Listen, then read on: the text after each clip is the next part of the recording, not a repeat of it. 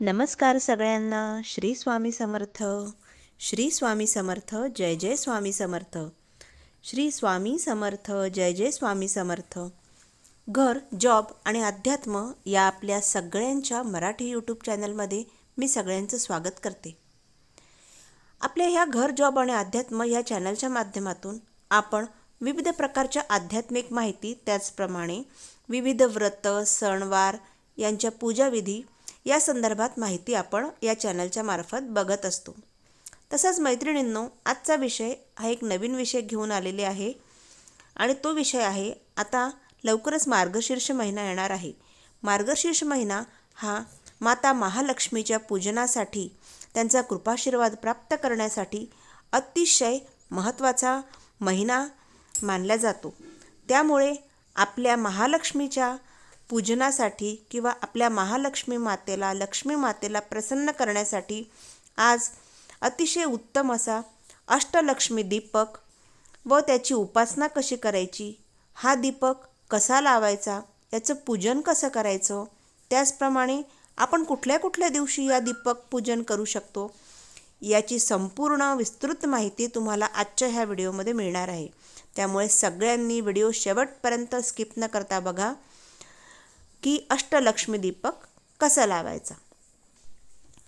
अष्टलक्ष्मी दीपक हा महालक्ष्मीच्या पूजनासाठी किंवा महालक्ष्मीची उपासनेमध्ये लावला जातो.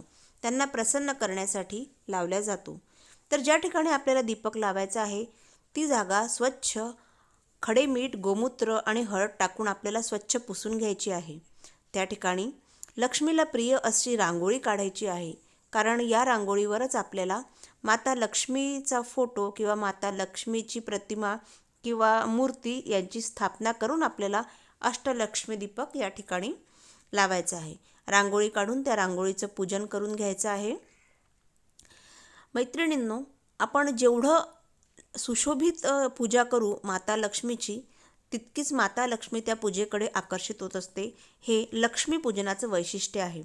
लक्ष्मी मातेला आकर्षण, सौंदर्य अतिशय प्रिय आहे. त्यामुळे तुम्ही कुठेही बघा की माता लक्ष्मीच्या पूजनासाठी आपण जेवढी आकर्षकता निर्माण करू तितकं माता लक्ष्मी त्या पूजनाकडे आकर्षित होईल आणि आपल्याला कृपाशीर्वाद नक्कीच देईल. तर बघा, आपल्याला अशा लक्ष्मी मातेच्या फोटोसमोर हा अष्टलक्ष्मी दीपक प्रज्वलित करायचा आहे.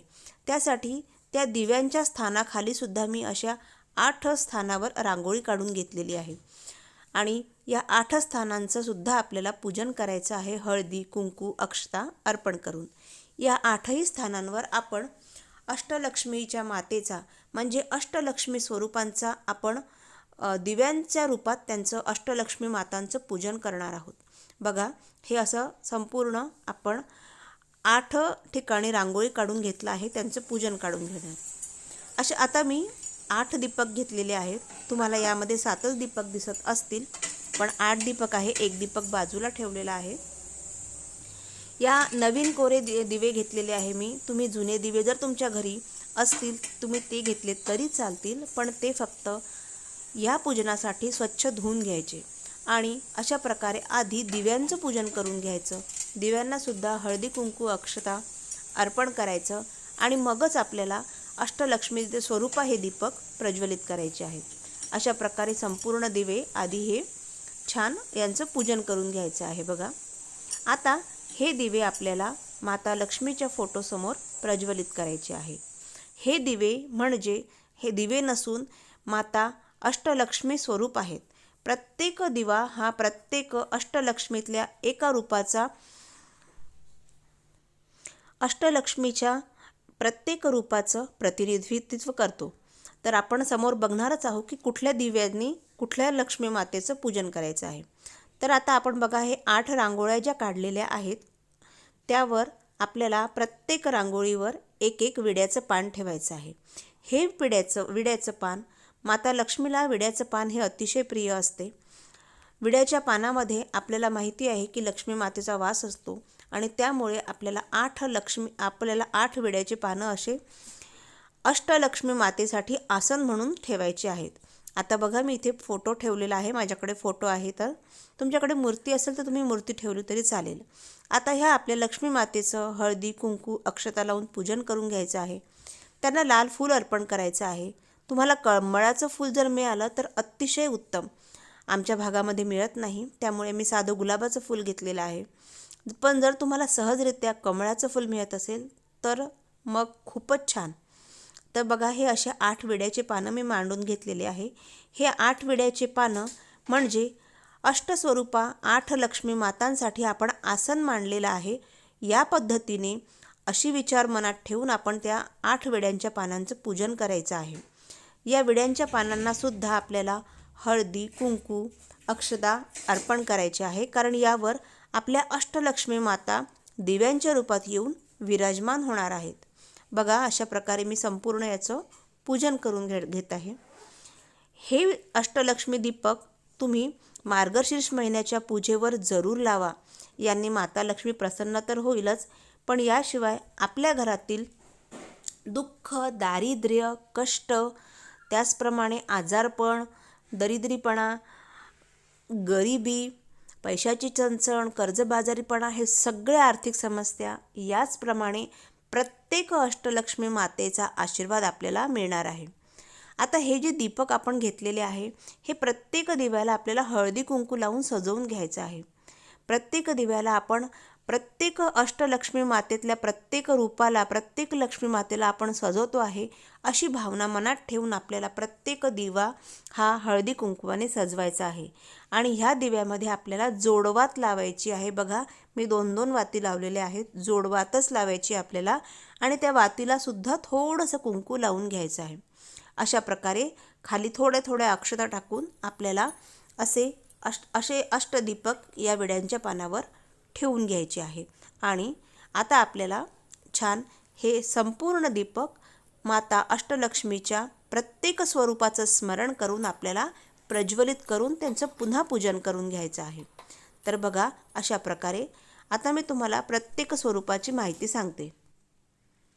यातील प्रथम दिवा प्रज्वलित केल्यानंतर आपल्याला प्रथम दिवा हा माता आदिलक्ष्मीचा प्रतिनिधित्व करतो. आदिलक्ष्मी आपल्या जीवनाचा प्रारंभ व अंत आणि आयुष्याचा संपूर्ण सांभाळ संबोधित करते.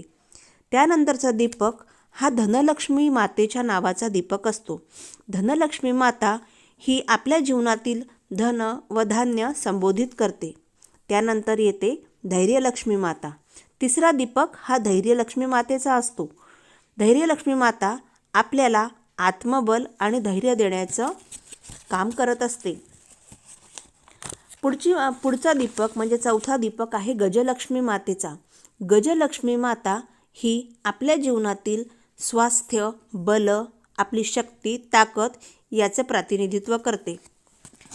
त्यानंतर आहे पाचवा लक्ष्मी मातेचं रूप आहे संतानलक्ष्मी माता. संतानलक्ष्मी माता आपल्या जीवनातील संतान, आपले परिवार, आपले वंश समृद्धीचं प्रतिनिधित्व करतात. पुढे आहे म्हणजे लक्ष्मी मातेचं 6वं रूप आहे वीरलक्ष्मी माता. वीरलक्ष्मी माताच यांनाच विजयालक्ष्मी माता असेही म्हणतात. आपल्या जीवनातील प्रत्येक कार्यात यश, समृद्धी, आपली जीत, आपलं जिंकणं हे वीरलक्ष्मी माता किंवा विजयालक्ष्मी माता संबोधित करीत असतात. नंतर आहे विद्यालक्ष्मी माता. अष्टलक्ष्मी मातेच्या रूपातील 7वं रूप आहे विद्यालक्ष्मी. विद्यालक्ष्मी माता आपल्या बुद्धी व सत्सद्विवेक बुद्धीचे प्रतिनिधित्व करते. त्यानंतरचं रूप आहे ऐश्वर्यलक्ष्मी माता. माता लक्ष्मीचं अष्टम रूप आहे ऐश्वर्यलक्ष्मी माता. ऐश्वर्यलक्ष्मी माता आपल्या जीवनातील प्रणय, लोभ, आपल्या जीवनातील विलासिता, भोग, त्याचप्रमाणे ऐश्वर्य, सुख, समृद्धी म्हणजेच आपल्या जीवनातील सगळ्या चैनीच्या व भोगविलासितेच्या सर्व गोष्टींच्या किंवा सर्व उपचारांचा ऐश्वर्यलक्ष्मी माता त्याचं प्रतिनिधित्व करतात. अशा प्रकारे हे संपूर्ण अष्टलक्ष्मी मातेचं स्वरूप हे ह्या दीपकांमध्ये सामावलेलं आहे. आणि हे प्रत्येक दीपक हा अष्टलक्ष्मी स्वरूपा दीपक आहे असे समजूनच आपण या दिव्यांचं पूजन करायचं आहे. तर हे दीपक आपण या मार्गशीर्ष पौर्णिमेला किंवा मार्गशीर्ष महिन्यामध्ये आपण जी महालक्ष्मी मातेची पूजन करतो त्या पूजनाजवळ जर आपण हे अष्टलक्ष्मी दीपक लावला तर आपल्याला माता लक्ष्मीची विशेष कृपा होणार आहे.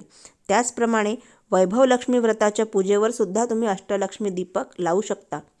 जर तुम्ही मार्गशीर्ष महिन्याचे गुरुवार किंवा पूजा मांडणी करत नसाल तर नुसते प्रत्येक गुरुवारी तुम्ही असा दीपक लावले, असे अष्टलक्ष्मी दीपक लावले तरीसुद्धा माता लक्ष्मीचं पूजन केल्याचंच फळ आपल्याला प्राप्त होणार आहे. याशिवाय प्रत्येक पौर्णिमेला सत्यनारायणाच्या पूजनावर सुद्धा आपण अष्टलक्ष्मी दीपकाची पूजन करू शकतो. याशिवाय तुमच्या मनात कधीही आले, तुम्हाला काही आपल्या जीवनामध्ये आपल्या घरामध्ये काही अडचण वाटत असल्यास, आर्थिक समस्या येत असल्यास तुम्ही कुठल्याही शुक्रवारी अशा प्रकारे लक्ष्मी मातेचं पूजन करून हे अष्टलक्ष्मी स्वरूपा अष्टलक्ष्मी दीपक तुम्ही लावू शकता. अशा प्रकारे हे मार्गशीर्ष महिन्यामध्ये या दीपकांना, या अष्टलक्ष्मीच्या स्वरूपांना आपण जर अशा प्रकारे पूजलं तर माता लक्ष्मी नक्कीच आपल्याकडे स्थिर वास्तव्य करेल व तिच्या कृपाशीर्वाद आपल्याला सदैव प्राप्त करून देईल. तर अशा प्रकारे तुम्हाला जर हा व्हिडिओ समजला असेल, तुम्हाला व्हिडिओ आवडला असेल, तुम्हाला हा विषय आवडला असेल तर नक्कीच तुम्हाला वेळ मिळाल्यास अशा प्रकारचं अष्टलक्ष्मी दीपक नक्की तुमच्या घरामध्ये याचं पूजन करा. आजची माहिती तुम्हाला आवडली असल्यास नक्कीच लाईकचं बटन प्रेस करा आणि चॅनलवर नवीन असेल तर सबस्क्राईब नक्कीच करा. तर मैत्रिणींनो, पुन्हा भेटूया अशाच एका नवीन आणि छानशा आध्यात्मपूर्ण माहिती घेऊन. तोपर्यंत सगळ्यांना श्री स्वामी समर्थ, श्री स्वामी समर्थ, जय जय स्वामी समर्थ, श्री स्वामी समर्थ, जय जय स्वामी समर्थ. सगळ्यांनी तोपर्यंत स्वस्थ राहा, मस्त राहा आणि हो भगवंताचं चिंतन जरूर करत राहा.